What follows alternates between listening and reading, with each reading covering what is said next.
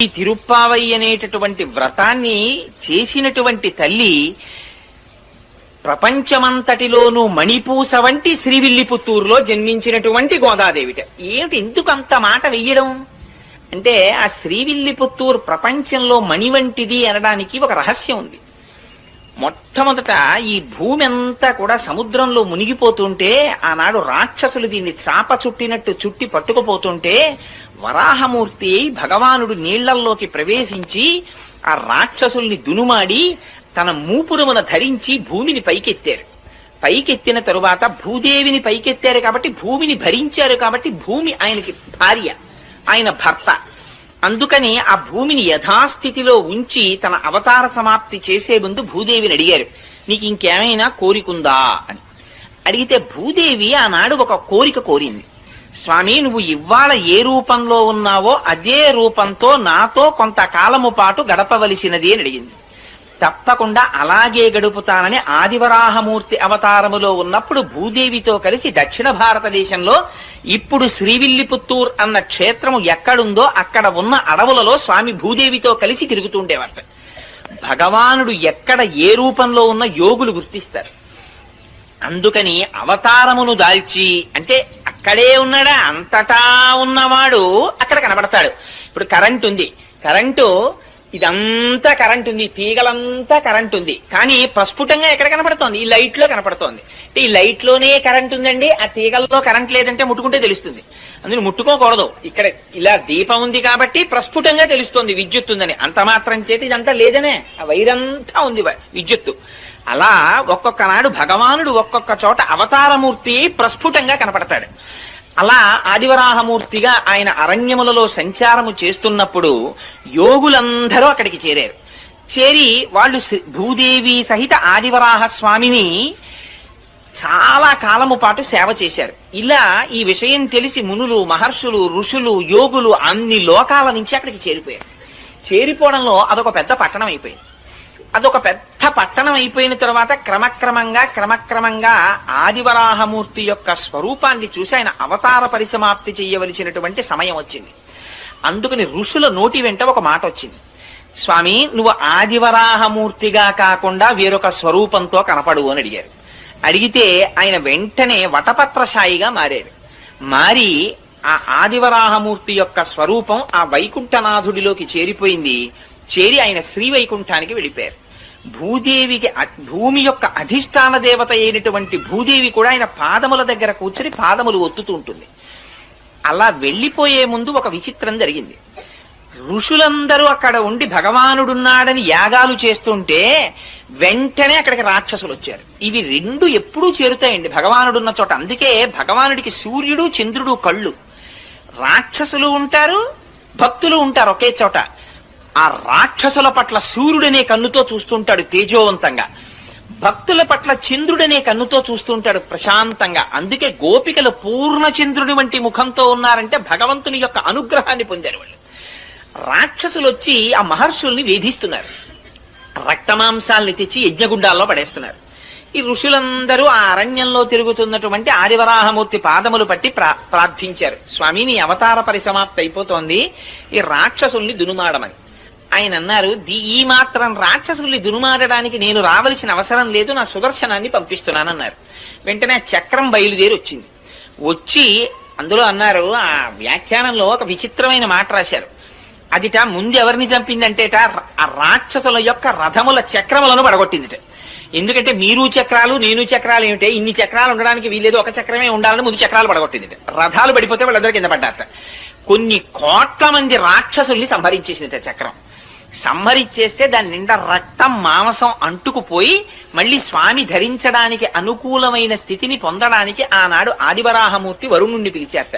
పిలిచి ఒకసారి చక్రం కడగాలి, ఇక్కడ ఏదైనా నీటిని ఏర్పాటు చేయమన్నారు.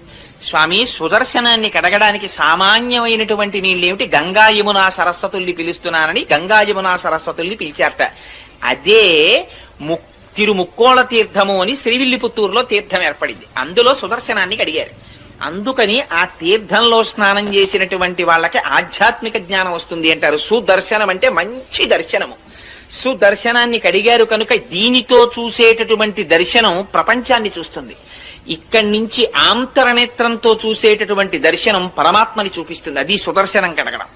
అందుకని ఆ కోనేటిలో స్నానం చేస్తారు. సరే, ఆదివరాహమూర్తి తిరిగి వైకుంఠనాథుడిగా వెళ్ళిపోయారు. ఇక్కడ శేషసాయిగా ఆయన అంశ ఉండిపోయింది. అదే మున్నూరు దేవాలయం అని కృష్ణమూర్తి గుడి ఉండిపోయింది శ్రీవిల్లిపుత్తూరులో. అప్పటికి దాని పేరు శ్రీవిల్లిపుత్తూరు కాదు. వెళ్ళిపోయి ఉండగా ఒకనాడు భూదేవి ఆయన పాదములొత్తుతూ ఎందుకో ఒక ప్రశ్న వేసింది. స్వామి, మీకు అనేక రకములైనటువంటి కైంకర్యములు జరుగుతుంటాయి కదా, పుష్పార్చన చేస్తారు, తులసితో అర్చన చేస్తారు, అభిషేకం చేస్తారు. అసలు ఈ అర్చనలన్నింటిల్లో మీకు ప్రీతిపాత్రమైన అర్చన ఏది అని అడిగింది. అడిగినది భూదేవి అడిగింది కనుక ఆయన అన్నారు, నాకు పుష్పార్చన ప్రీతి అన్నారు. పుష్పాలు ఎక్కడి నుంచి రావాలి? భూమిలోంచి రావాలి. అందుకని అడిగిన వాళ్ళని ప్రీతి చెందించడం ఆయన యొక్క కోరిక. అందుకని పుష్పములంటే నాకు ప్రీతి అన్నారు. పుష్పార్చన చేత ప్రీతి చెందుతానన్నారు. అసలు ఆయన అడిగిన పుష్పాలు బాహ్య పుష్పాలు కావు. అహింస ప్రథమం పుష్పం, పుష్పమింద్రియ నిగ్రహ, సర్వభూత దయా పుష్పం, క్షమా పుష్పం, విశేషత జ్ఞాన పుష్పం, ధ్యాన పుష్పం, తప పుష్పం తు సత్తమం, సత్యమష్ట విధం పుష్పం, విష్ణో ప్రీతికరం భవేత్ అని ఆ పుష్పాలు. అందుకని ఆ పుష్పార్చన ఇష్టమన్నారు. అయితే నేను పుష్పార్చన చెయ్యాలనుంది కొంతకాలం, మీకు ఎక్కడ జన్మించనని అడిగింది. అడిగితే నువ్వు ఒక కడుపున పుట్టవలసిన అవసరం లేదు, నాకు పుష్పార్చన చెయ్యడానికి పుడతానని అడుగుతున్నావు కనుక మన గరుక్మంతుని యొక్క అంశలో భట్టనాథులని ఒకరు జన్మిస్తారు, వారికి అయోనిజవై తులసి వనంలో నువ్వు దొరుకుదువుగానివి అని అభయం ఇచ్చారు. సరే, ఈలోగా ఆదివరాహమూర్తి యొక్క అవతారము పరిసమాప్తి కాగానే అక్కడున్న మహర్షులు ఋషులు అందరూ వెళ్ళిపోయారు. వెళ్ళిపోతే మళ్ళీ అది అడవి కింద ఉండిపోయింది. ఆ అడవిలో చిన్న కుగ్రామం ఒకటి ఏర్పడింది. దాని పేరు పుత్తూరు అని పిలిచేవారు. అక్కడ కండువు అనబడేటటువంటి పేరు కలిగినటువంటి వాడు, విల్లి అని పేరు కలిగినటువంటి వాడు, ఇద్దరు ఆటవికులు సోదరులు ఉండేవారు.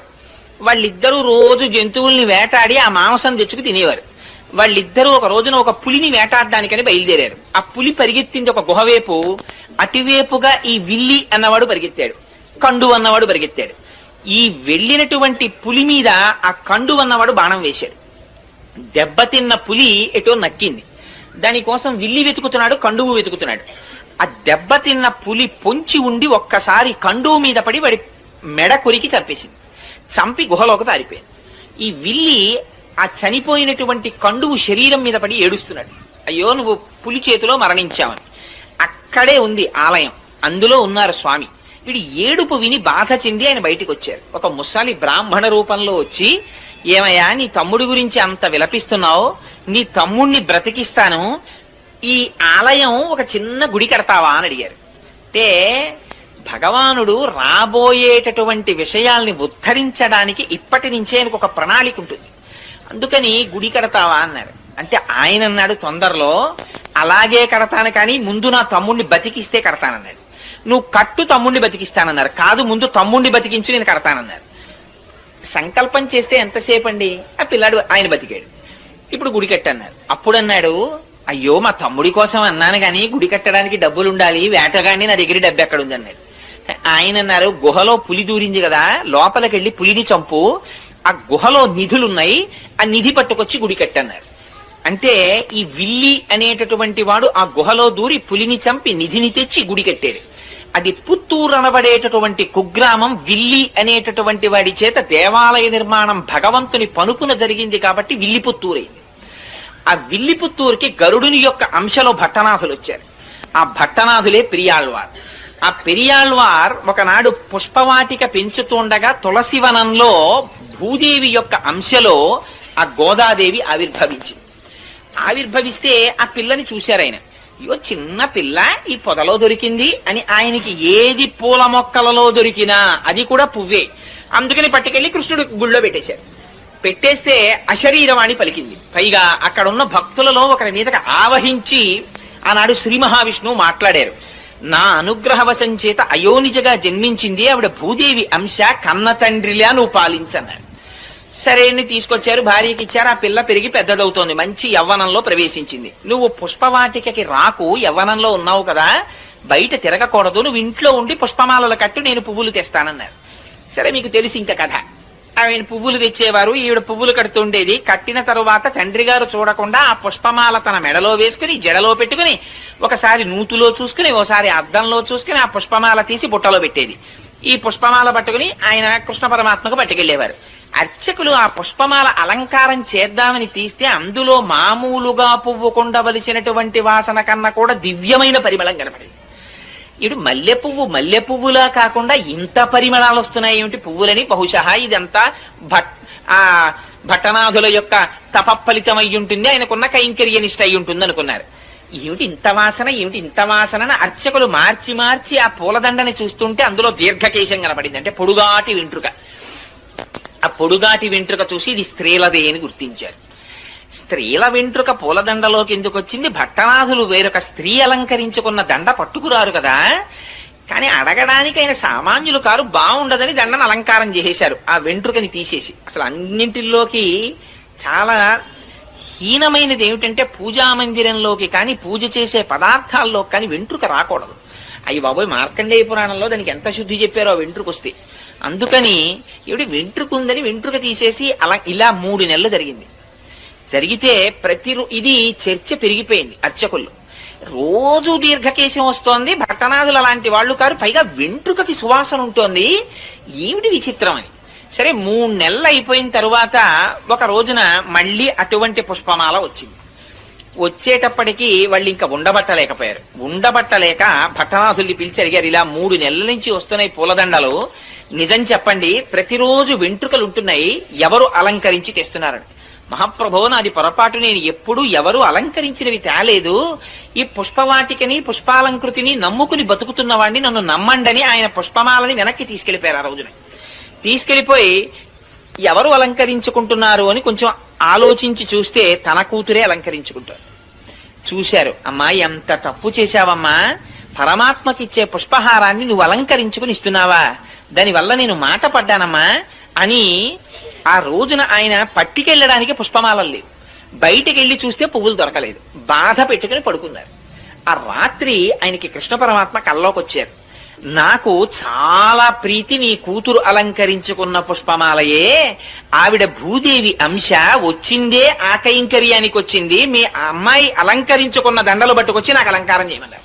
అంటే భట్టనాథులు అన్నారు, ఈ మాట నాకు చెప్తే సరిపోతుందా, అర్చకులకు కూడా చెప్పండి అన్నారు. అంటే ఆయన మళ్ళీ అర్చకులకి అశరీరవాణిగా పలికి వినిపించారు. అప్పటి నుంచి అందుకని మాలని ధరించి ముక్త విడిచిపెట్టి ఇచ్చినది కాబట్టి ఆవిడికి ఆముక్త మాల్యద అని పేరొచ్చింది.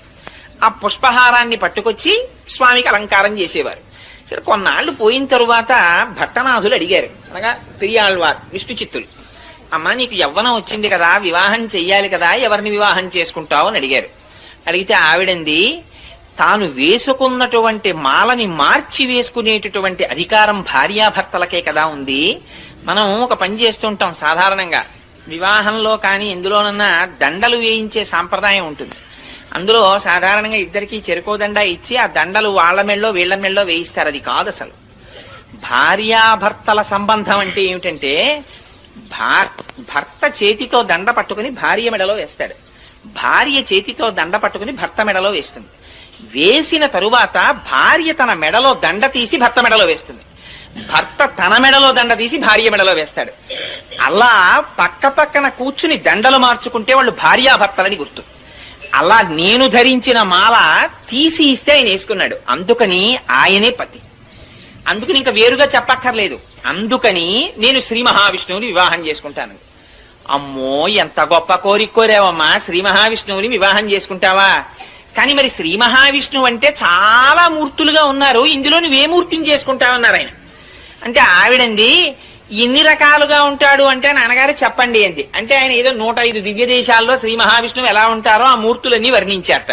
వర్ణిస్తే అందుట నాన్నగారు వింటుంటే, ఒక్కొక్క శ్లోకం మీరు ఒక్కొక్క క్షేత్రంలో ఉన్న మూర్తుల గురించి చెప్తున్నారు, ఇవన్నీ వింటుంటే అబ్బో ఏ మూర్తికి ఆ మూర్తి గొప్ప అనిపిస్తోంది. అలా ఏం తెలుస్తుందండి వింటే? అబ్బా అమ్మాయి తెల్లగా ఉంటాడమ్మా, అమెరికాలో ఉంటాడమ్మా, బూట్లు వేసుకుంటాడమ్మా, కోట్ వేసుకుంటాడమ్మా, పుట్టుమచ్చ ఉండదమ్మా మొహం మీద, చంద్రబింబం అమ్మ, బలానా కుటుంబరావు గారు అబ్బాయి, బలానా కోటేశ్వరరావు అబ్బాయి ఇలాగమ్మా అని చెప్తుంటే అందరి పెళ్లి కొడుకులు అలా ఉన్నారు, ఒకసారి పిలవండి చూస్తానంది ఆవిడ.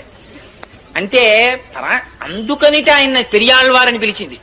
ఆయన అక్కడ కూర్చుని పర్ణశాలలో ఒక్కొక్క శ్లోకం చదివారట 105 క్షేత్రాల్లో ఉన్న స్వాముల్ని. వాళ్ళందరూ వచ్చి అక్కడ నిలబడ్డారు. ఇది ఆయన శక్తి. 105 మూర్తుల్ని తీసుకొచ్చి నించోపెట్టారు. నించోపెట్టి నీకెవరిని చేసుకుంటావమ్మా అని అడిగారు. అడిగితే శ్రీరంగంలో ఉన్న రంగనాథుడు ఆవిడికి బాగా నచ్చాడు. ఈయన్ని చేసుకుంటాను నాన్నగారు అందుట.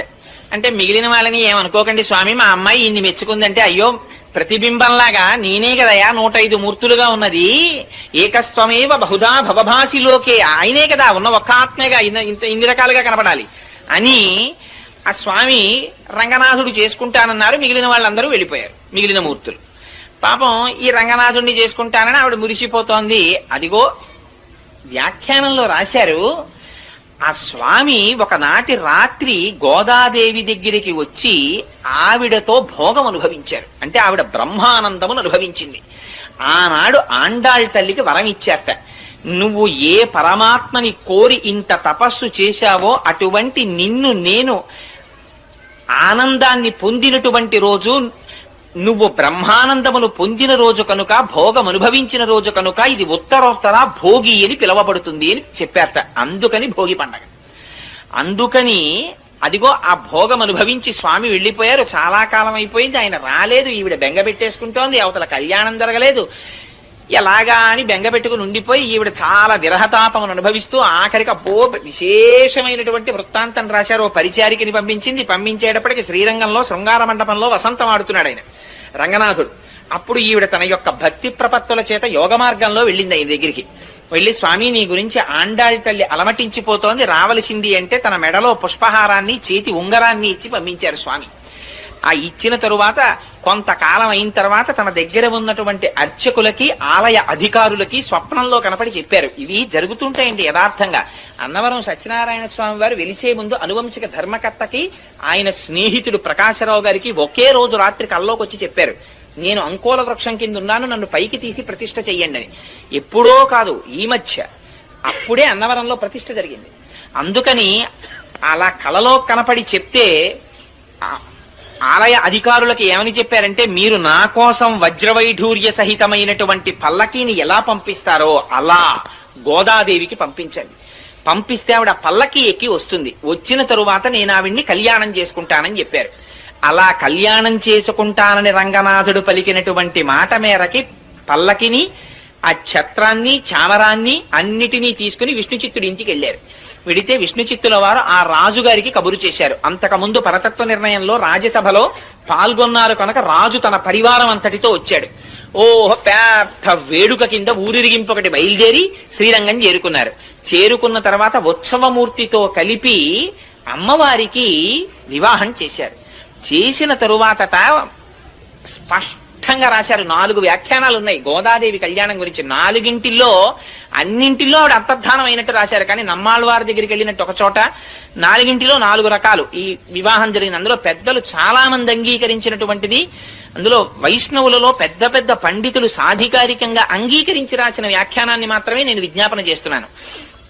అందుకని ఆ తల్లికి ఉత్సవమూర్తితో వివాహం జరిగిన తర్వాత, ఉత్సవమూర్తి అంటే ఒక చోట ఉండదు కదా, మూల విరాట్ లాగా ఉత్సవమూర్తి బయటికి వస్తారు ఊరేగింపుకి. మూల విరాట్ ఎప్పుడు ఆలయంలో ఉంటారు. అందుకని ఆ ఉత్సవమూర్తి తర్వాత సేవకి వెళ్ళిపోయారు. అంటే పొద్దున్నే తిరుమలలో చూడండి కళ్యాణానికి వస్తాయి మూర్తులు. కళ్యాణానికి ఏమిటి, సోమవారం అయితే ఏదో ఒక అర్చన ఉంటుంది, దానికి వస్తారు. మంగళవారం అయితే ఒక సేవ, బుధవారం అయితే సహస్రకలశాభిషేకం, గురువారం అయితే తిరుప్పావడ, శుక్రవారం అయితే పూరాభిషేకం, ఇలా రకరకాలు నిత్య కళ్యాణోత్సవానికి వస్తాయి. ముందు వచ్చి కళ్యాణం జరిగిపోతుంది. కళ్యాణం అయిపోయిన తర్వాత ఊంజల్ సేవకి అద్దాల మండపంలో కెడతాయి. ఊంజల్ సేవ అయిపోయిన తర్వాత రంగనాయకుల మండపంలో వసంతోత్సవానికి వస్తాయి. రంగనాయకుల మండపంలో వసంతోత్సవం అయిపోయిన తర్వాత ఆ రోజు జరగవలసిన ఆర్జిత బ్రహ్మోత్సవానికి వస్తాయి. ఆర్జిత బ్రహ్మోత్సవం అయిపోయిన తర్వాత ఇవే ఉత్సవ విగ్రహాలు బయటికి వస్తాయి. బయటికి వచ్చి స్వామి తన ఉభయనాంచారులతో కలిసి సహస్రదీపాలంకార మండపంలో ఉయ్యాల లూగుతారు. ఉయ్యాల లూగిన తర్వాత ఇదే ఉత్సవమూర్తులు మళ్ళీ లోపలికెడతాయి.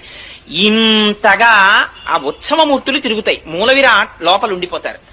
ఆవిడ అనుకుందిట, ఏమిటి ఉత్సవమూర్తి ఇలా తిరుగుతున్నారు, ఎప్పుడూ కదలకుండా నాతో కలిసి ఉండిపోయే మూర్తి నాకు కావాలని తండ్రి గారితో కలిసి ప్రదక్షిణం చేసి మూల విరాట్ దగ్గరికి వెళ్లి తన చేతితో నీరాజనమిచ్చి శేషపాన్పున ఎక్కి రంగనాథుడి దగ్గర పాదముల దగ్గర కూర్చుని అంతర్ధానం అయిపోయింది. అలా రంగనాథుణ్ణి అందరూ చూస్తుండగా పొందింది. 30 పాశురములను విజ్ఞాపన చేసి ప్రతిరోజు పాశురాన్ని ఒక పూజ కింద చేసేదావిడ.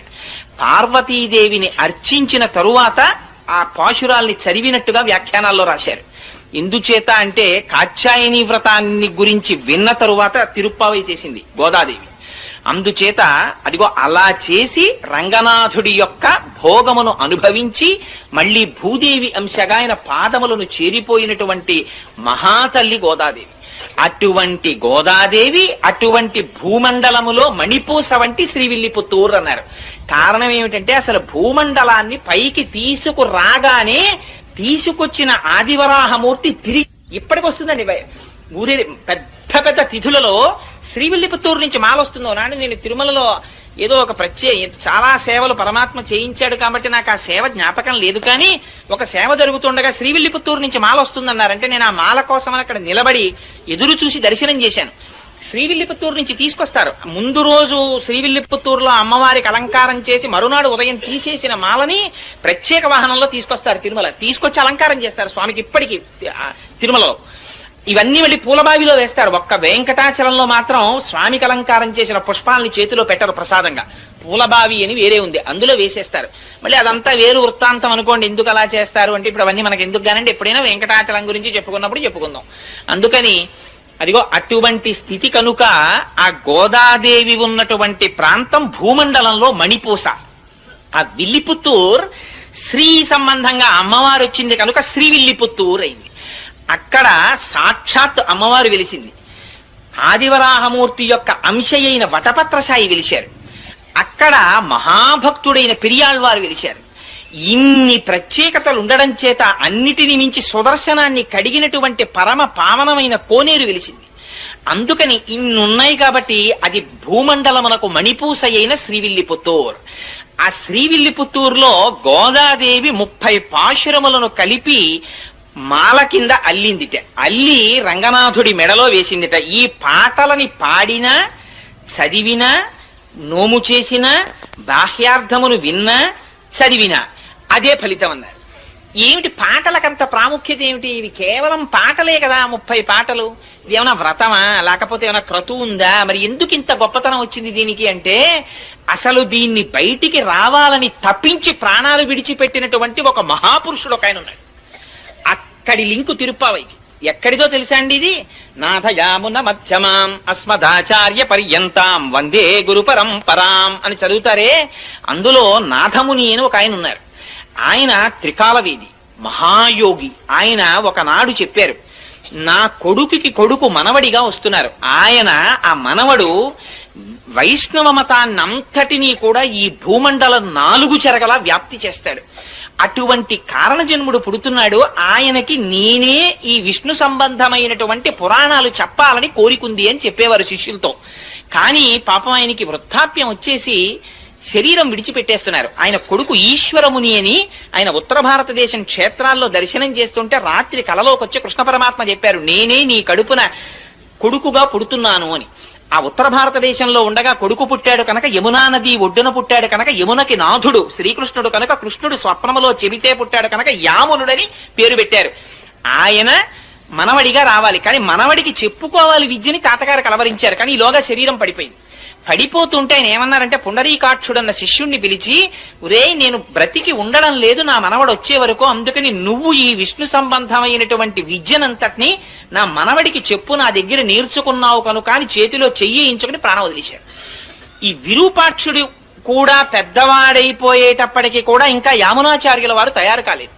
అందుకని ఆయన శరీరాన్ని విడిచిపెట్టేస్తూ తన శిష్యుడైనటువంటి శ్రీరామమిశ్రుణ్ణి పిలిచి చేతిలో చెయ్యించుకుని యామునాచార్యుల వారికి విద్య నేర్పమని ఆయన ప్రాణం విడిచిపెట్టేశారు. తీరా నిజంగా యామునాచార్యుల వారు పుట్టి పెరిగి పెద్దవారవుతున్న సమయంలో ఈశ్వరముని ప్రాణం వదిలిపెట్టేశారు. ఈ యామునాచార్యుల వారు చదువు నేర్చుకోవలసి వస్తే ఇంత ఏర్పాటు చేస్తే చిట్ట చివరికి కాంచీ నగరానికి వెళ్లి అక్కడ ఒక మహానుభావుడు ఉండేవాడు మహాభాష్య భట్టు అని. ఆయన దగ్గర చదువు నేర్చుకుంటున్నారు. ఎంత చిత్రం జరిగిందంటే ఆ కాంచీ పట్టణాన్ని ఏలేటటువంటి రాజు ఒక ఆయన ఉండేవాడు. ఆయన దగ్గర ఒక పెద్ద ఆస్థాన పండితుడు ఉండేవాడు. ఆయన పేరు విద్వజ్జన కోలాహలుడు. ఆ విద్వజ్జన కోలాహలుడు దేశంలో ఎవరినైనా ఓడించాడు విద్యలో. ఆయన అందుకని రాజుగారిని అడిగాడు, నాకు అందరిలా నువ్వు గ్రామాలు అవి ఇస్తే కుదరదు, అగ్రహారాలును, పండితుల దగ్గర పన్నులు వసూలు చేసుకో బతుకుతాను నేను. ఎందుకని ఆ పండితులు నాతో ఢీ కొట్టలేకపోయారనడానికి గుర్తుగా. సరే అలా వసూలు చేసుకోమని శాసనం చేశాడు రాజు. ఆ విద్వజ్జన కోలాహలుడు అందరి దగ్గర పన్నులు వసూలు చేసేవాడు. పండితుడు అన్నవాడు అందరూ పన్ను కట్టాలి ఆయనకి, ఎందుకంటే ఆయన ఓడించలేరు కనుక. యామునాచార్యులు వారు చిన్న పిల్లాడిగా మహాభాష్య భట్టు దగ్గర చదువుకుని వీధరుగు మీద కూర్చొని సంధ్యావందనం చేస్తున్నారు. ఆ రోజున సైనికులు వచ్చి ఈ మహాభాష్య భట్టు గురించి చాలా తక్కువ చేసి మాట్లాడారు. పన్ను కట్టలేదు విద్వజ్జన కోలాహలుడికి, తీసుకెళ్లి కారాగారంలో పారేస్తాం. గురువు గారు ఇంట్లో లేరు. యామునాచార్యులు వారు అడిగారు, ఎందుకు కట్టాలరా మీకు పన్ను అని. అంటే మా గురువు గారు విద్వజ్జన కోలాహలుడు, ఆయన ముందు ఏ పండితుడు నిలబడలేరు, మీ గురువు గారు నిలబడలేకపోయారు, అందుకు పన్ను కట్టాలన్నారు. అంటే ఈయనన్నారు, యామునాచార్యులు వారు చిన్న పిల్లాడండి, 7 ఏళ్ళు 8 ఏళ్ళు ఉంటాయి అప్పటికాయనకి. ఆయన అన్నారు, మా గురువు గారు మీ గురువు గారికి పన్ను కట్టడం ఏమిట్రా, కట్టడు, అంత అహంకరించున్నాడా మీ గురువు, నేను 2 శ్లోకాలు ఇస్తున్నాను, వీటిని పట్టుకెళ్లి మీ గురువుకు చూపించని ఓ తాళపత్రాన్ని తీసి దాని మీద 2 శ్లోకాలు రాసి ఇచ్చారు. నేను పండితుణ్ణి కాను, నేను కవిని కాను, నేను వినయము చేత సుసంపన్నుణ్ణి, కానీ ఎదురు తిరిగిన వాళ్ళ కొమ్ములు విరిచేసే మీటిగడ్ని అని పద్యాలు రాశారు. అసలు ఇది పట్టుకెళ్లి విద్వజ్జన కోలాహలుడికి చూపించారు. చూపిస్తే ఆయన ఆశ్చర్యపడి, ఎవడరా బుడతాడు, నా మీద ఇంత పద్యాలు రాశాడా, వాడిని తీసుకురండి అన్నారు. అంటే భటులు వెళ్ళారు. వెళ్ళి ఏదో ఈడ్చుకొస్తామని వెడితే ఆయన అన్నాడు, పండితుడికి పండితుల పట్ల ప్రవర్తించే విధానమే తెలియని దౌర్భాగ్య దేశం రా ఇది, ఇలాగా ఎదిరించిన పండితుడిని తీసుకెళ్దాం, గౌరవంతో తీసుకెడితే వస్తానని చెప్పు మీ గురువుకి అన్నారు. ఇవిడ చిన్న పిల్లాడేమిటి ఇలా మాట్లాడడం ఏమిటని పల్లకి పంపించారు రాజుగారు. ఎక్కించి వస్తున్నారు. రాత్రి రాజుగారు రాణిగారితో కలిసి పడుకునో మాట అన్నారట, ఎంత చిత్రమో చూసావా, ఇన్నాళ్ల నుంచి విద్వజ్జన కోలాహలుణ్ణి ఎదిరించిన వాడు లేడు, ఇన్నాళ్లకు బుడతడు ఎదిరిస్తున్నాడు. అంటే ఆవిడెందుట ఏమో బుడతడని ఎందుకు అనుకోవాలి, ఏ పుట్టలో ఏ పాముందో, మీ దగ్గర ఇన్నాళ్ల నుంచి ఉన్న రాజగురువు ఓడిపోయే రోజు దగ్గరికి వచ్చిందేమో అంది.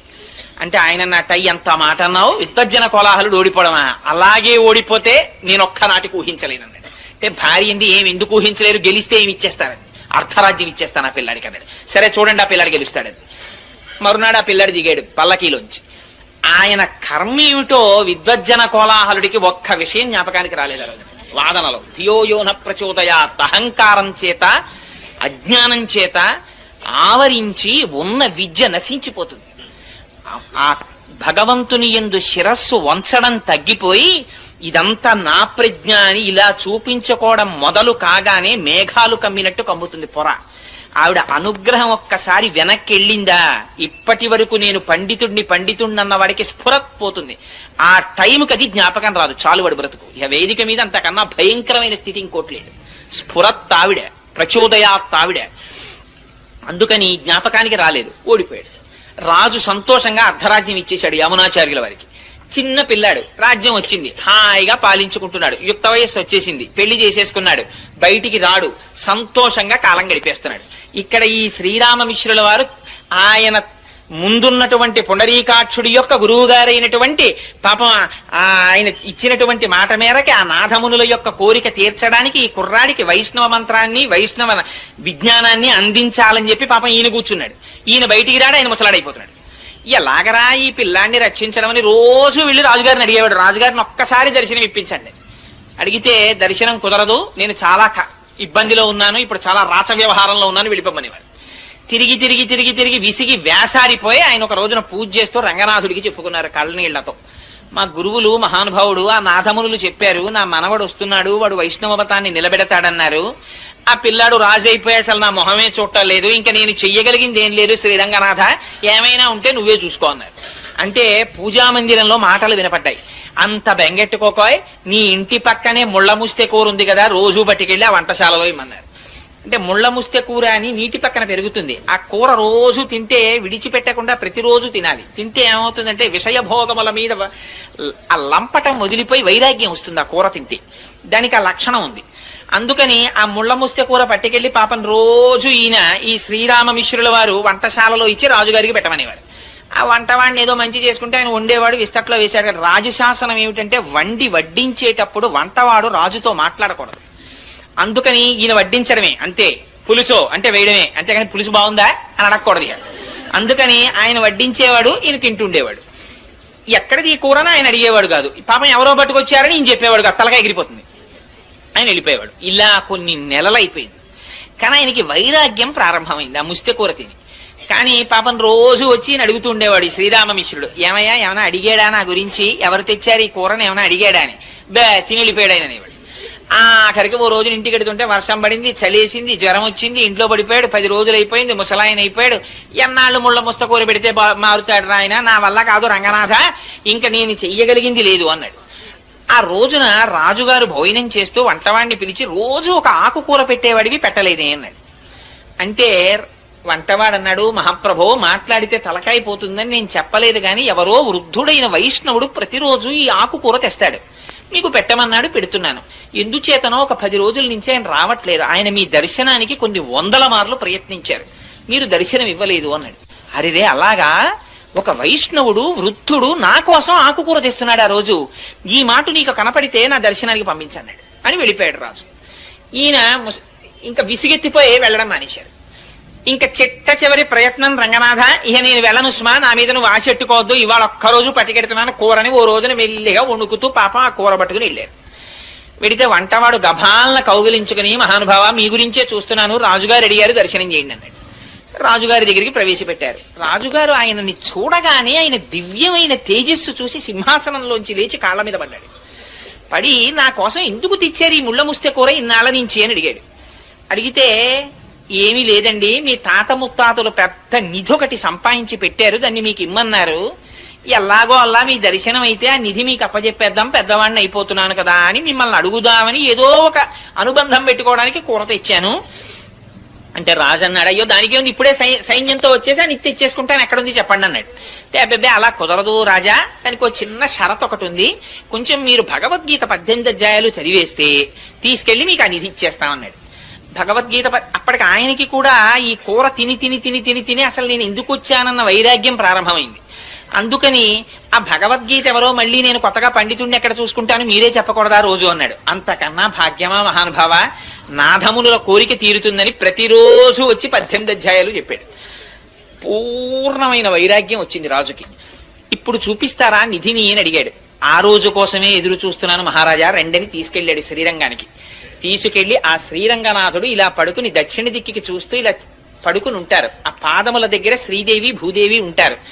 ఆ శ్రీరంగనాథుడి పాదాలు చూపించి, ఇదే మీ తాత ముత్తాతలు మీకు ఇచ్చిన పెన్నిధి, ఈ పెన్నిధిని మళ్ళీ మీకప్పజెప్పాలని ఆ పాదములను కొలిచేటటువంటి వైష్ణవుల యొక్క భక్తి, ఆ సాహిత్యము, ఆ సంపద ఇవన్నీ నిలబెట్టేటట్టుగా మీరు ఒక గొప్ప ఆచార్యులు కావాలని మీ తాత అపేక్షించారు, కానీ మీరు రాచరికంలో పడిపోయారు అని చెప్పి శ్రీరంగనాథుడి పాదాలు చూపించి అది నిధి అని చెప్పారు. వెంటనే ఆయన ఏం చేశాడంటే తన కొడుక్కి పట్టాభిషేకం చేసేసి శ్రీరంగంలో పర్ణశాల నిర్మించుకుని 5 పుస్తకాలు రాశారు. రాసి దేశంలో ఎందరో పండితుల్ని ఓడించి వైష్ణవ మతాన్ని స్థాపించారు. ఆయన స్థాపించిన వారు 120 సంవత్సరాలు బ్రతికారు. యామునాచార్యుల వారు 120వ సంవత్సరంలో ఆయన శరీరాన్ని విడిచిపెట్టేసే ముందు రామానుజాచార్యుల వారికి కబురు చేశారు ఒకసారి రమ్మని. రామానుజాచార్యుల వారు కంచిలో ఉన్నారు ఆ సమయంలో. ఆయన శ్రీరంగం వచ్చేంత వరకు ప్రాణాలు నిలబెట్టుకోలేక యామునాచార్యుల వారు శరీరం విడిచిపెట్టేశారు. ఈయన పొద్దున్న శరీరం విడిచిపెట్టారు, మధ్యాహ్నానికి రామానుజాచార్యుల వారు వచ్చారు. వస్తే అరెరే ఆయన జీవించి ఉండగా దర్శనం చేయలేకపోయారని బెంగబెట్టుకుని బాధపడ్డారు. బాధపడి ఆ భౌతిక కాయాన్ని తిప్పడంలో కుడి చేతి 3 వేళ్లు ఇలా ముడుచుకుపోయి కనపడ్డాయి యామునాచార్యుల వారు. అదేమిటి, ఈయన బతికున్నప్పుడు కూడా ఇలాగే వేళ్లు ముడుచుకుని ఉండేవా అని అడిగారు. అడిగితే ఏమో తెలియదు, అలా ఉండేవు కావు, చేతులు బాగానే ఉండేవి, ఎందుకో చచ్చిపోయిన తర్వాతే ఈ 3 వేళ్లు ముడుచుకున్నాయన్నారు. అప్పుడు రామానుజాచార్యుల వారు ఆలోచించి ఈయనకేవో తీరని కోరికలు 3 ఉండిపోయాయి, అవి నాకు చెప్పాలనుకున్నారు, అందుకే నాకు కబురు చేశారని ఒక్కసారి అంతర్ముఖులై ధ్యానం చేసి 3 ప్రతిజ్ఞలు చేశారు. బ్రహ్మసూత్రాలకి వైష్ణవతత్వంగా నేను భాష్యం రాస్తాను, అది మీకు తీరని కోరికగా ఉండిపోయింది కాబట్టి నేను ఆ కోరిక తీరుస్తానన్నారు. ముడుచుకుపోయిన వేళ్లలో ఒక వేలు పైకి తెరుచుకుంది, అందుకని రామానుజులు శ్రీభాష్యం రాశారు. 2వ కోరిక, ఇంతకు పూర్వం ఆళ్వారులు గోదాదేవి వంటి వారు వ్రాసి పాడినటువంటి పాటలు జనసామాన్యంలో ప్రచారంలో లేవు, వాటిని నేను ప్రయత్నపూర్వకంగా ప్రచారం చేసి ఆ పాటలకి ఆ వ్రతాలకి ఒక స్థాయిని కల్పిస్తానని ప్రతిజ్ఞ చేశారు. 2వ వేలు తెరుచుకుంది.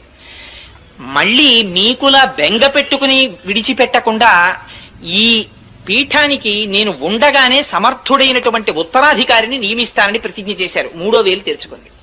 అందుకని ఆయన ఉండగానే పరాశర భట్టర్లను తీసుకొచ్చి ఉత్తరాధికారిగా నియమించారు. అదిగో రామానుజాచార్యుల వారు చేసినటువంటి ప్రతిజ్ఞని నిలబెట్టుకోవడానికి ఆనాడు గోదాదేవి చేసినటువంటి వ్రతానికి ప్రాచుర్యం కల్పించారు. కల్పించి అది యామునాచార్యుల వారికి ఉండిపోయిన కోరిక. అది శ్రీ మహావిష్ణువు యొక్క సంకల్పం. ఇటువంటి వ్రతం కలియుగంలో అందరికీ అందాలి అని. అందుకని అదిగో అందుచేత ఫలస్థుతి పాశురం దగ్గరికి వచ్చేటప్పటికే అంత చిత్రమైన మాట మాట్లాడారు. భూమండలంలో మణిపూస వంటి శ్రీవిల్లిపుత్తూరులో జన్మించినటువంటి నిత్యము తులసిమాలలు ధరించేటటువంటి భట్టనాథుడట.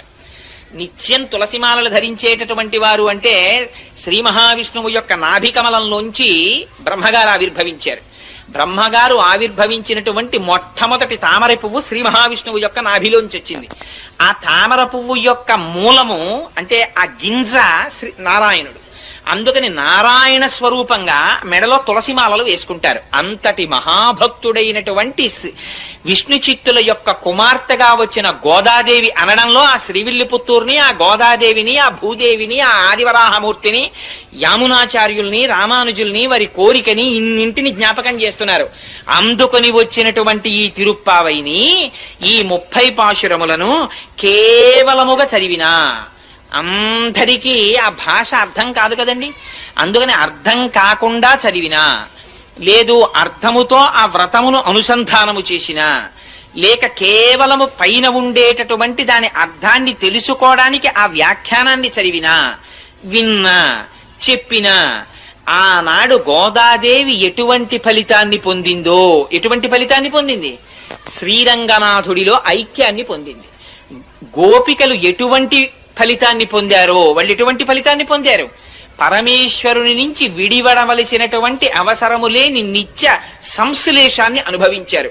అటువంటి ఫలితాన్ని అందరూ అనుభవిస్తారు అని ఆ తిరుప్పావై అనేటటువంటి వ్రతానికి ఫలసిద్ధి చెప్పి, ఈ తిరుప్పావై వ్యాఖ్యానాన్ని ఎక్కడెక్కడ ఎవరెవరు వింటున్నారో, ఎవరెవరు చదువుతున్నారో, ఎవరెవరు చేస్తున్నారో, చూసి సంతోషిస్తున్నారో వాళ్ళందరికీ ఇహమునందు ఇది అది అని చెప్పనేలా, విద్యలో ఉన్న వారికి విద్యాభివృద్ధి, వ్యాపారములో ఉన్న వారికి వ్యాపారాభివృద్ధి, రాజ్యం చేసేటటువంటి రాజులకి రాజ్య విస్తీర్ణత, వివాహము కానటువంటి కన్యపిల్లలకి వివాహము. మేము చేసే వీడియోస్ మీ మొబైల్ కి నోటిఫికేషన్ గా రావాలంటే సబ్స్క్రైబ్ చేసుకుని పక్కనే ఉన్న బెల్ ఐకాన్ కూడా యాక్టివేట్ చేసుకోండి.